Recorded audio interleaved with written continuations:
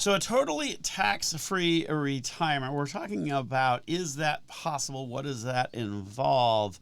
And digging beyond the ads on social media, or in some cases, some of the seminars that our clients have been to.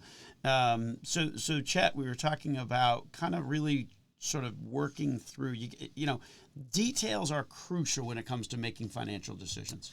Right. No, they absolutely are. And with these Roth conversions and this tax-free retirement, the seminars, the ads are often pitched to investors that are, a decade or less out from retirement, which is not necessarily the best time to do Roth conversions if those are your highest earning years, and that's typically going to be your highest tax brackets as well. So Sure. Are you going to now pay for these Roth conversions at a high tax rate to then retire and be in a lower tax bracket where that doesn't make any sense at all? I don't think the details are really being looked at very strongly. No, that's a great point, because the reality is, for most people, if you think about your working career, right, and your income should be at its highest in the last 5 or 10 years of you working. Right? I mean, that should be the normal sequence, which then means that your Roth conversions, if you're doing them, are going to be at that highest marginal bracket, highest marginal, because they fill the next bracket. Yep. And your tax liability is going to be at the highest possible tax rate when you're doing these Roth conversions. Absolutely. And then oftentimes, not necessarily true for everyone, but when you retire, you often, your income drops and you go into a lower tax bracket where, in that hypothetical scenario, doing no Roth conversions would have been the better idea. Yeah, and I think you used a great word there, Chet, hypothetical, because all of this talk is sort of a hypothetical exercise. When we will push out about 700 tax returns for our clients this tax season. We see how an actual tax return plays out for clients and the decisions that they make. And it's not, the hypothetical conversation is very different than the real conversations you see play out on someone's tax return. Absolutely. I can tell you from experience, these same these advisors at seminars, or the advisors running the ads that will tell you to convert all of your assets to Roth, they're the same ones that when you ask them about the taxes, they will say, consult your tax professional. They don't want to answer. So you always got to be weary of that. Yeah, no. And then, then you hear some of these other suggestions. You talk about beyond just the conversion conversation, right? So that's one part of it.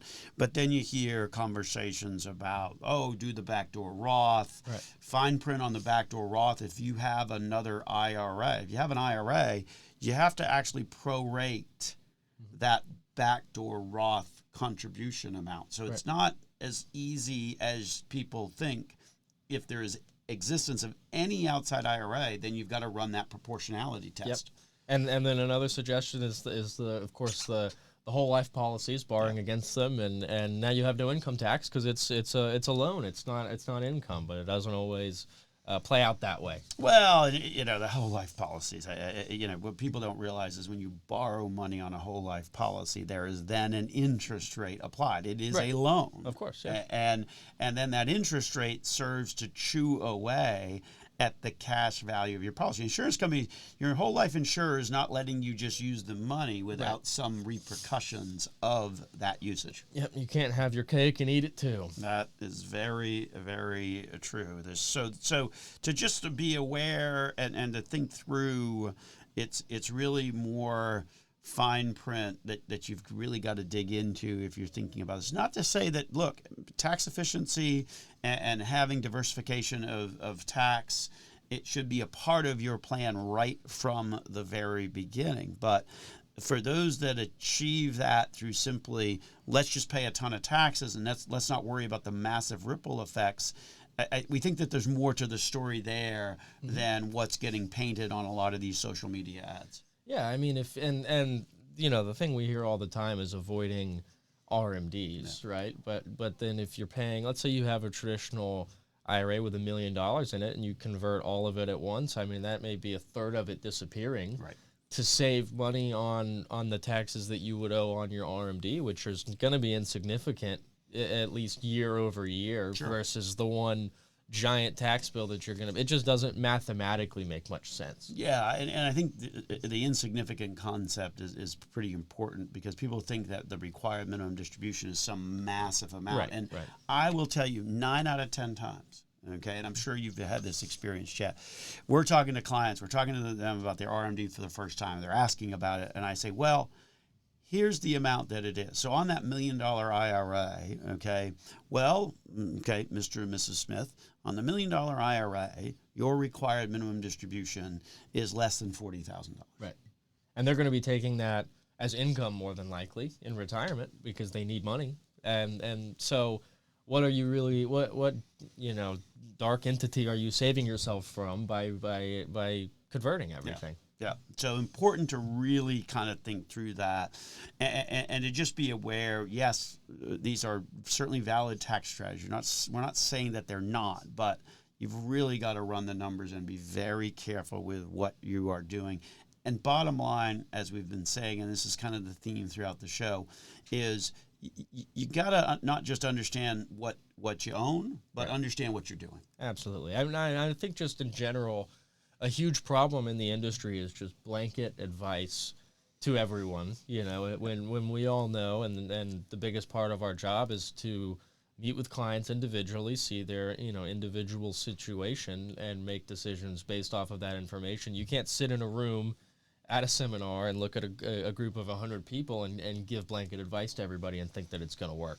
Well, and yeah, the devil is certainly in the details. So I think, just as we think about the things that we've talked about on this week's program, Chet, I mean, there's really some key takeaways for investors and listeners to really remember, and those takeaways and what folks need to do really haven't changed in kind of the history of the firm, going back to 1984, history of the radio program going back to the late 80s. I mean, there are just some fundamentals that I think all of our topics circulate around this week's program. Absolutely. Yeah, no, a ton of key takeaways. One being back to the private credit, remember your liquidity, right? So know which holdings are daily liquid, monthly, quarterly, locked up, and allocate your assets into each one accordingly, depending on what you need now versus what you don't need for a very long time. No, and the importance of a tax strategy and using the advice of fiduciaries. I mean, obviously at our firm, Nelson Financial Planning, we have CPAs that are part of the full-time team. There are IRS enrolled agents that are part of the full team, and the importance of that is really it allows for an actual calculation to be done to understand what the opportunity cost is. Absolutely. When you're making any kind of decision, whether it's about your taxes or whether it's about your investments or just your finances in general. Yep. No, we talk to certified financial fiduciaries, talk to CPAs, IRS enrolled agents, firms that will actually put your best interest first and not their own, which is often what we're seeing. Yeah, I mean, it's crucially important to sort of overlay tax planning with the investing side of things, and crucially important to sort of get the right help. And I think that's whether we're talking about NIL money, like we were talking about earlier in the program, and setting up the right structure. If you're fortunate enough to know that you're getting some of that, or you know somebody who is, it's important to have the right structure. Private credit, new product, same old story, already kind of showing cracks, particularly when it comes to liquidity. And then this Roth conversion stuff. Yeah, there's a lot of crap, excuse my language, being pushed upon investors, and you got to be careful with it, and you really got to research. I think that's a good word to summarize some of what we see out there on an all too familiar basis. I'm always reminded of one of the stories that Kristen ran into, is that somebody had done the entire conversion of their account, and didn't understand why they owed $100,000 in taxes, and should have been explained to them. That should have been kind of the first thing. So, what is that? Knowledge is power. Yeah, right? absolutely. That's always a good thing, which is why we do the program each and every week. So, thank you for joining on into this week's program here on Dollars and Cents. If you're interested in catching the program again or any of our years of inventory of programs that are out there, visit our website at nelsonfinancialplanning.com.